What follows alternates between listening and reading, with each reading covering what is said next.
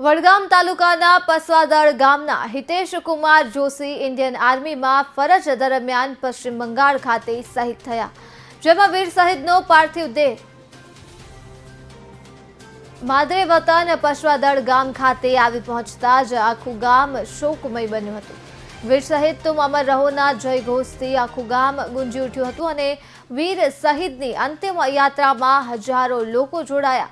Army જવાનો દ્વારા વીર શહીદને guard of honour સાથે અશ્રુભીની અંતિમ વિદાય આપી અને શ્રદ્ધાંજલિ અર્પણ કરી હતી।